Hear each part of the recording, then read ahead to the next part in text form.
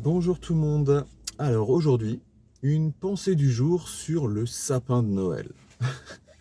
Et ouais, bah c'est la période, hein. Alors si vous ne l'avez pas encore enlevé, sachez que vous faites partie des 5% de la population qui garde le sapin au-delà du 5 janvier. Et ouais, 5% de la population qui garde au-delà du 5 janvier. Pourquoi est-ce que je vous dis ça? Juste pour faire une petite parenthèse qui n'a aucun rapport avec la vidéo, c'est que vous avez certainement cru ce que je viens de vous dire, alors qu'en fait, j'en sais absolument rien. Et en fait, c'est juste que on a naturellement tendance à croire plus facilement les informations quand elles sont chiffrées. Donc si je vous dis que vous faites partie des 5% de la population, vous vous dites: «Ouah, je fais partie des exceptions finalement». Alors qu'en fait, j'en sais rien du tout, hein. C'est juste comme ça, c'était pour faire passer l'idée. Voilà, donc méfiez-vous quand on vous donne des informations chiffrées. Vérifiez d'où on sort les chiffres, parce que la plupart du temps, on les sort de nulle part. Voilà. Donc, maintenant passons au sujet à proprement parler, le sapin de Noël. C'est une vidéo, c'est une idée qui fait un peu écho à l'histoire du bocal. Donc si vous n'avez pas vu l'histoire du bocal, ben, je vous invite à aller la voir. Elle est assez facile à trouver dans les belles histoires, dans la chaîne Les Belles Histoires. Dans la playlist, pardon, Les Belles Histoires. Donc voilà, le sapin de Noël. Alors le sapin de Noël, je ne sais pas dans quelle catégorie vous êtes, parce qu'il y a des gens, il y en a, qui ont une place attitrée pour le sapin de Noël toute l'année. Donc la place, elle est vide 11 mois par an, et elle est occupée par le sapin à peu près un mois par an, parce que en gros, on a le sapin un mois maxi, quoi. 95% de la population. Mais sinon, la majorité de la population, en fait, qu'est-ce que vous faites? Et moi aussi, au moment de mettre le sapin, on fait de la place pour mettre le sapin. Et donc on décale des trucs. Et puis pendant un mois, ben, on vit comme ça pour le sapin. Et arrivé à la fin de la période où on a le sapin, on l'enlève. Et quand on l'enlève, on se retrouve avec cette place vide. Et on se dit, waouh, j'ai plein de place dans ma pièce en fait.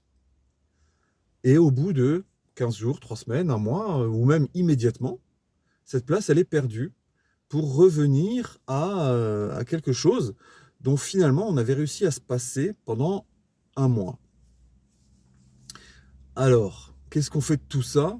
Vous pouvez me demander. Ben, vous avez raison de vous poser la question. Pourquoi est-ce que je vous parle de ça?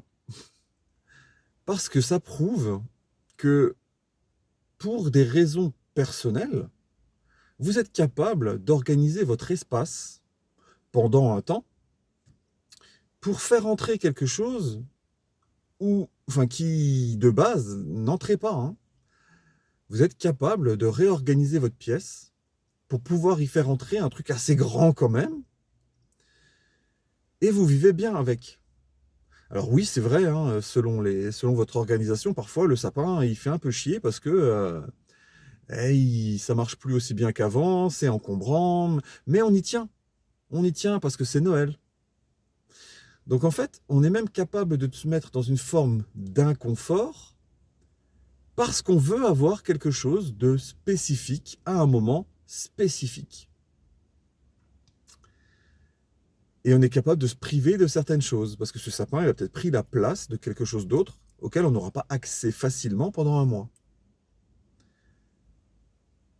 Et après, on enlève ce sapin et on se rend compte parfois que cette place pourrait être occupée pour autre chose finalement. Je vous dis ça parce que nous, c'est le cas cette année en fait. Là où il y avait le sapin avant, il y avait un coffre avec des jouets, et puis finalement, ce coffre, il a trouvé une belle place. Et maintenant, c'est un espace un peu vide. Donc on se retrouve avec une pièce plus spacieuse finalement qu'avant. Et donc, parfois, en faisant un effort d'adaptation un temps, après on se rend compte que on a réussi à s'organiser ou à se réorganiser, ou alors à s'organiser ponctuellement pour mettre quelque chose qui pourtant ne rentrait pas au départ. Donc je pense que j'ai bien développé la métaphore du sapin, et j'espère que vous avez compris où je veux en venir. Ça veut dire que vous arrivez à faire ça dans votre salon, ou dans votre salle à manger, ou enfin là où vous mettez le sapin. Mais ça veut dire aussi que c'est quelque chose qu'on pourrait faire dans sa vie. Parfois, on a l'impression qu'on n'a pas le temps de faire des choses, Et d'un coup, il y a quelque chose de vraiment important qui arrive, et vous arrivez à le faire. Je ne sais pas si vous vous souvenez de l'histoire du bocal, mais ça finit avec un café. C'est-à-dire que le bocal, il est plein. Il y a les gros galets, les petits galets, les grains de sable. On a l'impression que le bocal est plein à mort. Et en fait, si on verse un café, ça rentre encore. Eh ben, c'est pareil avec cette histoire de sapin et avec cette histoire d'organisation de vie. C'est qu'en vrai, ça dépend essentiellement de votre envie de réussir à faire de la place. Et que la plupart du temps, je dis bien la plupart du temps pour pas être extrême dans mes propos, la plupart du temps, vous trouverez de la place pour ce qui compte vraiment pour vous. D'ailleurs, vous avez peut-être organisé votre vie comme dans l'histoire du bocal, en commençant par ce qu'il y a de plus important. Mais même si vous organisez avec ce qu'il y a aujourd'hui de plus important, rien ne vous garantit que dans un an, dans 5 ans, ce qui est plus important aujourd'hui sera toujours encore le plus important.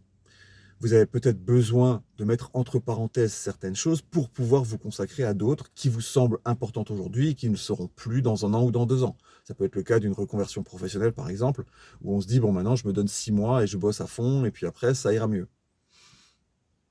Alors là, il y a une erreur aussi, c'est de se dire, après, ça ira mieux. Non, non, non, il ne faut jamais se dire, après, ça ira mieux.